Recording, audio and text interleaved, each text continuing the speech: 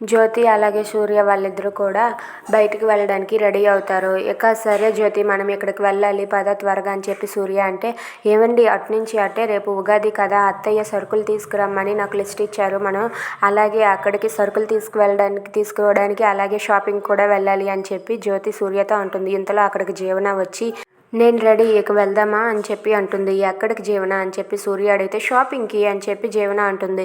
సరేలే నువ్వు కూడా మాతో పాటు రా అని చెప్పి అంటారు. ఏంటి ఎక్కడికి వెళ్తున్నారు మీరు అని చెప్పి అంటే, మేము సీక్రెట్గా కొన్ని ఎవిడెన్స్ కలెక్ట్ చేసుకోవడం కోసం వెళ్తున్నాము. అటు నుంచి అటు షాపింగ్కి వెళ్తాము. నీకు కూడా ఎక్స్పీరియన్స్గా ఉంటుంది కదా, నువ్వు కూడా మాతో పాటు వచ్చి ఎవిడెన్స్ ఎలా కలెక్ట్ చేసుకోవాలో అవన్నీ కూడా చూద్దువు కానీ మాతో పాటు రా అని చెప్పి సూర్య అంటాడు. అది విన్న జీవన అయితే, నేను కాలేజ్లోనే క్లాసులు వెళ్ళలేక చచ్చిపోతున్నాను, ఇంకా వీళ్ళు ఒకటి ఎక్స్పీరియన్స్ గడిదగుడ్డి అనుకొని.